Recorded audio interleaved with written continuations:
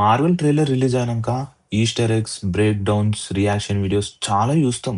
కానీ నేను ట్రైలర్‌ని మళ్ళీ మళ్ళీ చూస్తే ఒక ఇంట్రెస్టింగ్ ప్యాటర్న్ కనిపించింది.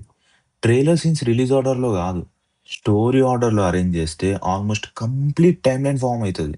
నాకు ట్రైలర్‌లో కనెక్ట్ అయిన విధానం ఇది. కొన్ని స్పాయిలర్స్ ఉంటాయి. Bear with me. ఈ మూవీలో మొత్తం 3 డిఫరెంట్ టైమ్‌లైన్స్ ఉంటాయి. ఒకటి ఎర్త్ 616, ఇంకోటి ఎర్త్ 828 అండ్ ఇంకోటి ఎర్త్ 10005. ఎర్త్ 616లో ఎంసీయూ మెయిన్ టైమ్‌లైన్ నడుస్తది. ఎర్త్ 828లో ఫెంటాస్టిక్ ఫోర్ అండ్ ఎండ్ గేమ్‌లో స్టీవ్ రాజర్స్ ఎళ్ళిపోయి పెగ్గీతో ఉండే టైమ్‌లైన్. అండ్ ఎర్త్ 10005లో మన ఎక్స్-మెన్ ఉంటారు. సో, ఈ 3 ఎర్తులు గుర్తుపెట్టుకోండి. వీడియో ఎండ్ వరకు చూడండి. చాలా ఇంట్రెస్టింగ్ పాయింట్స్ తెలుస్తాయి. అండ్ ముందే చెప్తున్నా spoiler alert. Let's begin. Earth 828 the beginning. నాకు స్టోరీ ఎర్త్ 616లో స్టార్ట్ అయినట్టు అనిపించలే. ఎర్త్ 828 ఫెంటాస్టిక్ ఫోర్ యూనివర్స్‌లోనే స్టార్ట్ అయినట్టు అనిపించింది. రీజన్ ఏంటంటే సూస్టామ్ హారిజాన్ వైపు చూస్తది. ఫెంటాస్టిక్ ఫోర్ షిప్ ఎమర్జెన్సీగా టేక్ ఆఫ్ అయితది. రీడ్ సూని ఎమోషనల్‌గా హగ్ చేసుకొని ఇంకో డైలాగ్ చెప్తాడు. "You will return as brothers and sisters" అని. ఇవన్నీ ఆల్‌మోస్ట్ సేమ్ సీక్వెన్స్‌లా అనిపించినాయి. నాకు అనిపించింది ఇంకోటేంటంటే ఎర్త్ 828ని మన డూమ్ మావ కొలాప్స్ చేసేస్తాడు. ఫెంటాస్టిక్ ఫోర్ ఆల్రెడీ తమ ఓన్ ఇంటిని కోల్పోయింది. అండ్ మన స్టీవ్ రాజర్స్. ఇక్కడే నేను ఇంకో ఇంట్రెస్టింగ్ పాయింట్ అబ్జర్వ్ చేసిన. డూమ్స్‌డే ట్రైలర్‌లో లోకి పక్కన ఉండే window design, Steve Roger returns in Doomsday టీజర్‌లో చూపించిన విండో డిజైన్ ఆల్మోస్ట్ సేమ్ ఉంటాయి. నా థియరీ ఏంటంటే లోకి సమ్‌హౌ స్టీవ్‌ని ఫెంటాస్టిక్ ఫోర్ దగ్గరికి తీసుకొస్తాడేమో! కాబట్టి స్టీవ్ ఆల్రెడీ ఫెంటాస్టిక్ ఫోర్‌తో ఎర్త్ 616కి వచ్చేస్తాడు అని నాకనిపిస్తుంది. అండ్ మన థార్ స్టీవ్‌కి మోయనీర్ ఇచ్చే సీన్ ఏదైతే ఉందో, అది స్టార్టింగ్‌లోనే జరుగుతది అనిపిస్తుంది. తర్వాత ఫెంటాస్టిక్ ఫోర్‌తో కలిసి మన థార్ అవెంజర్స్ టవర్‌కి వస్తాడు. అక్కడ Thor, Sam, Bucky, Ant Man అందరూ ఉంటారు. మీటింగ్‌లో రీడ్ రిచర్డ్స్ మల్టీవర్స్ సిట్యుయేషన్ గురించి ఎక్స్‌ప్లెయిన్ చేస్తాడు. వైడ్ షాట్‌లో షాంగ్ చి కనిపించడు. కానీ నాకేమనిపిస్తుందంటే సామ్ ఆల్రెడీ షాంగ్ చిని కాంటాక్ట్ అయ్యుంటాడు. ఆల్రెడీ అవెంజర్స్‌తో వర్క్ చేస్తున్నాడు గదా! ఇంకో ఇంట్రెస్టింగ్ పాయింట్ ఏంటంటే మీటింగ్ ఫ్రేమ్‌లో స్టీవ్‌ని గూడా మనకు చూపించరు. మేబీ మార్వెల్ ఇంటెన్షనల్‌గా రివీల్ చేయకుండా ఉన్నారేమో! మీటింగ్ అయ్యాక నాకు ఇంకో ఇంట్రెస్టింగ్ పాయింట్ కనిపించింది. Reed Richards and Steve Doctor Doom next target Earth 10005 అని కంక్లూడ్ అయ్యి ఉంటారు. ఎందుకంటే అదే ఎక్స్-మెన్ యూనివర్స్ కాబట్టి. డిసిషన్ తీసుకొని వన్ టీమ్ ఎర్త్ 10005కి ఇంకో టీమ్ వెకాండా డిఫెన్స్‌కి వెళ్తారు. కానీ ఎర్త్ 10005ని నెక్స్ట్ టార్గెట్‌గా సెలెక్ట్ చేసుకోవడానికి డూమ్‌కి రీజన్ ఏంటి?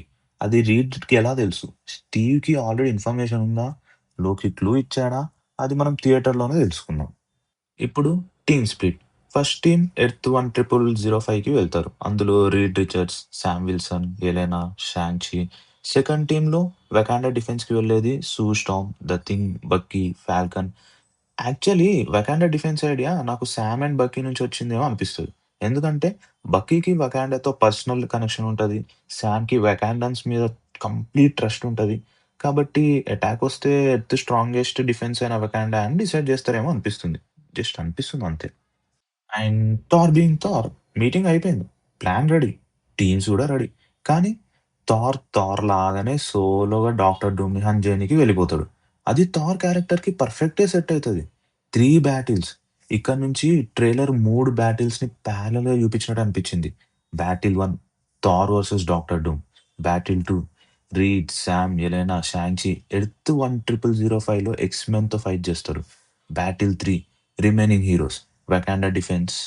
అండ్ నెక్స్ట్ థార్ డైరెక్ట్‌గా స్ట్రాంగ్ బ్రేకర్‌తో అటాక్ చేసినా డాక్టర్ డూమ్‌కి ఏం గాదు.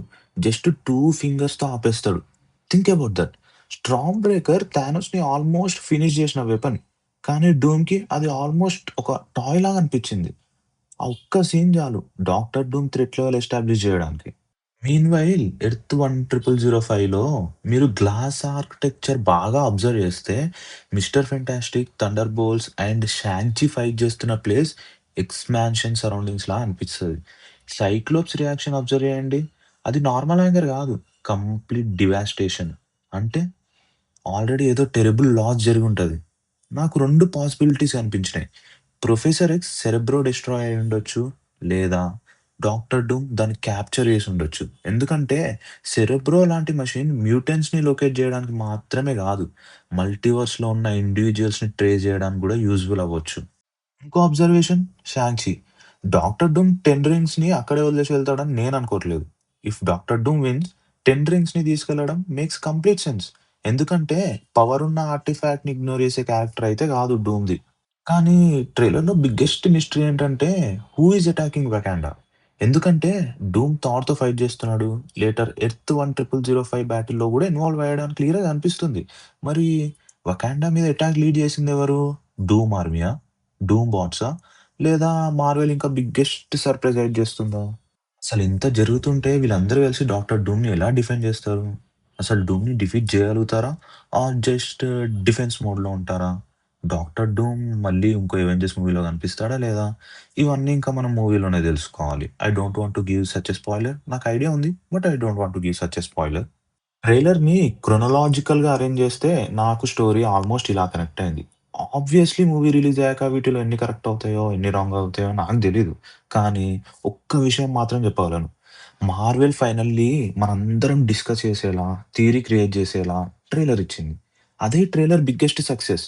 మీ ఒపీనియన్స్ ఏంటి? మీ అబ్జర్వేషన్స్ ఏంటి? కామెంట్స్‌లో చెప్పండి. If you enjoyed this break down, subscribe to PRDPFX. Until next time, keep watching, keep experiencing cinema. This is PRDPFX signing off.